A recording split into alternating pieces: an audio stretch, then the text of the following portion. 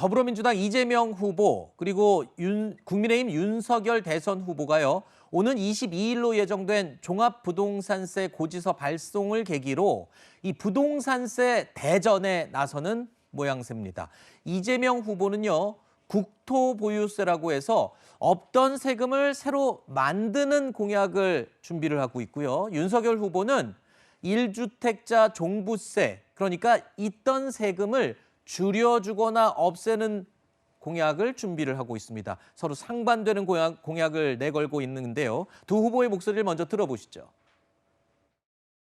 토지 공개념 실현, 부동산 투기 차단, 소득 양극화 완화, 지방과 지역의 소상공인 매출 지원, 그리고 경제 활성화를 위해서 세수 전액이 지역화폐 기본소득으로 지급되는 국토보유세를 도입하겠습니다. 종부세나 재산세는 국토보유세와 이중과세되지 않도록 하겠습니다.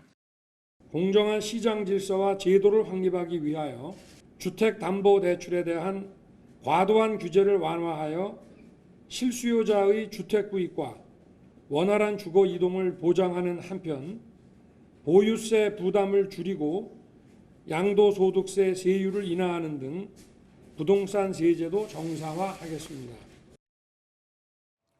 자, 이재명 지사가 내건 국토보유세 신설. 이 새로 생기는 세금 제도여서 이 개념이 좀 생소한데요. 어떻게 세금을 걷겠다는 건지 시민단체의 설명을 먼저 들어보시죠.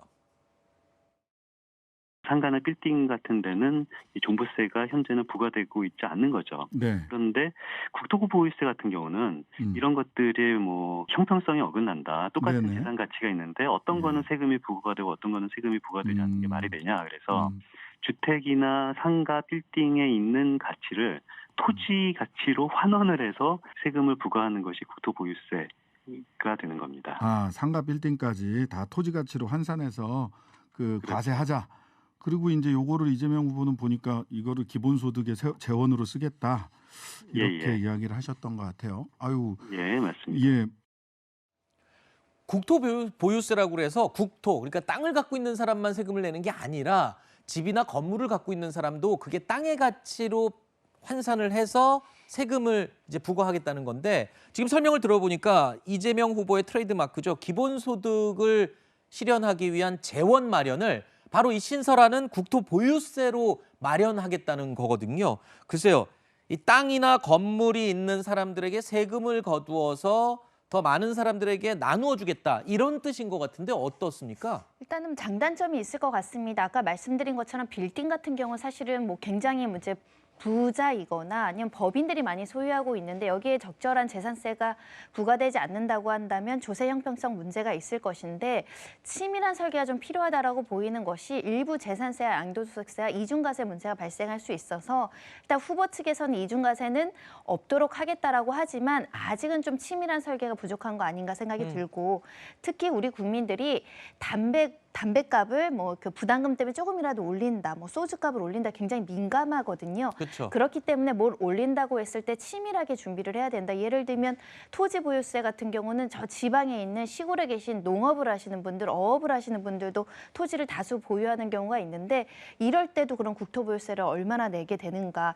이런 여러 가지 이제 소수자에 대한 배려도 필요하지 않을까 합니다. 지금 말씀하신 대로 이 국민들 입장에서는 납세자 입장에서는 내던 세금을 조금 올리는 것도 굉장히 예민한 문제거든요. 그런데 지금 이재명 지사의 공약은 없던 세금이 생기는 개념이기 때문에 더더욱 반발이 심할 것 같아요. 그런데 이 반발에 대해서 이재명 지사 측은 이렇게 이재명 후보 측은 이렇게 얘기를 했습니다.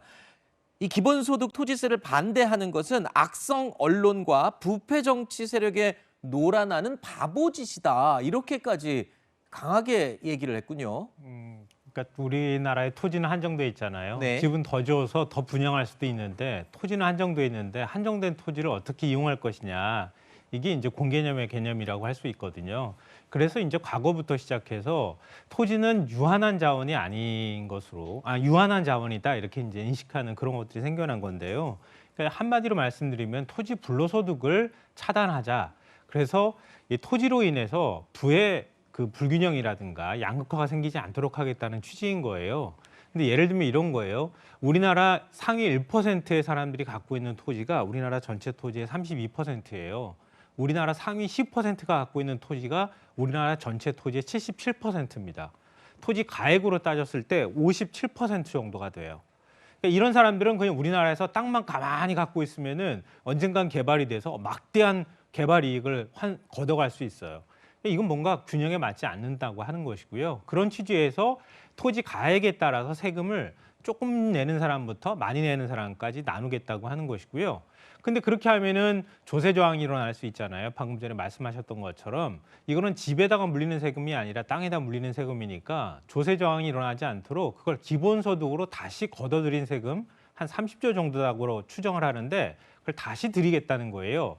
이렇게 하면 땅을 조금 갖고 있는 분들은 다시 기본소득으로 많이 갖고 있는 사람들한테 걷어가지고 주기 때문에 오히려 돈을 더 많이 받게 된다.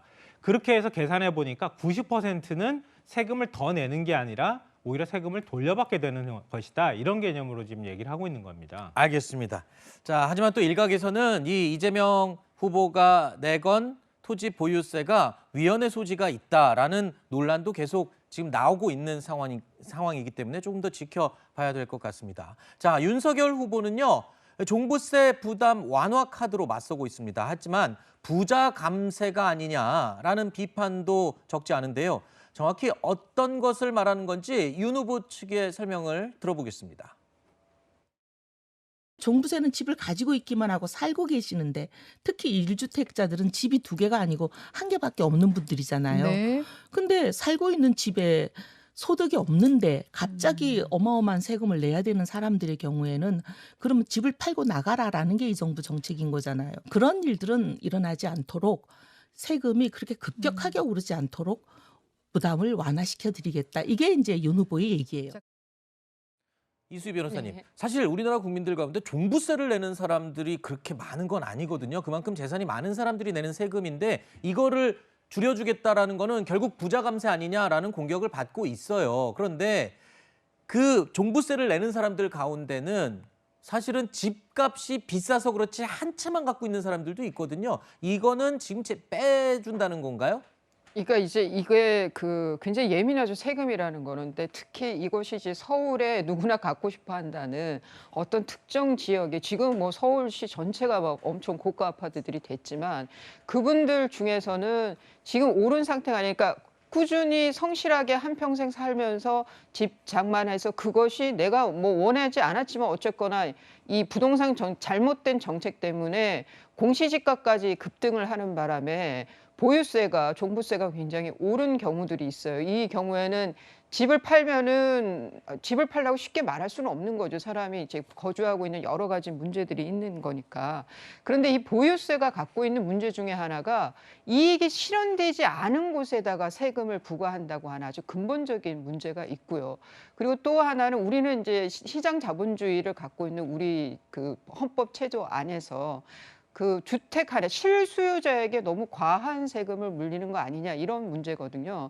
근데 무엇보다도 지금 이게 이렇게 뜨겁게 된 이유는 그 문재인 정권 때의 부동산 정책의 여파로 잘못된 부동산 정책의 여파로 공급이 줄어드는 바람에 급등을 하면서 거기에 맞춰서 또 공시지가까지 올리면서 이 상황이 생긴 거예요. 그런데 이 공시지가가 올라간 거는 단순히 이 뭐 종부세 문제만이 아니라 나중에 의료보험에도 문제가 의료보험도 올라가고 뭐 국민연금이 여러 가지 문제가 생기는 거거든요. 네. 그래서 저는 이 부분은 굉장히 그 디테일하고 네. 세밀한 그 세제 개편이 네. 있어야겠지만 기본적인 그 소신은 실수요자에 대해서는 부담을 들어줘야 된다. 네. 예, 그것이 지금 윤석열 캠프에서 윤석열 후보가 내세우는 1가구 1주택 그 종부세 네네. 부담 완화가 아닌가 싶습니다.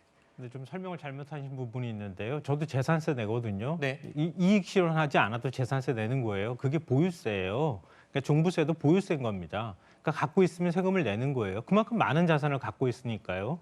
그리고 세금 폭탄이라고 자꾸 주장하는데 이 종부세 과세 기준을 9억에서 11억 원으로 올렸잖아요. 그러니까 15억 7천 시가인 사람을 기준으로 해서 봤을 때 20만 원대 후반에서 50만 원대 초반 정도 돼요.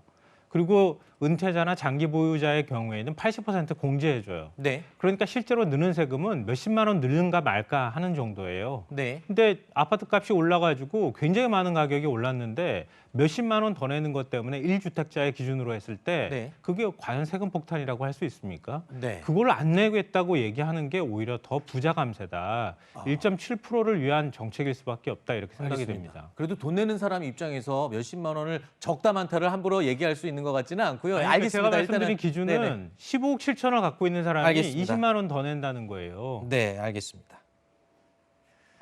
자, 이런 가운데 이 안철수 국민의당 대선 후보는요, 윤석열 후보와 같은 입장을 견지하고 있는 것으로 알려졌습니다. 반면에 심상정 후보 같은 경우에는요, 집 부자에게만 다정한 대통령이 될 생각인 거냐라는 비판을 하기도 했는데요.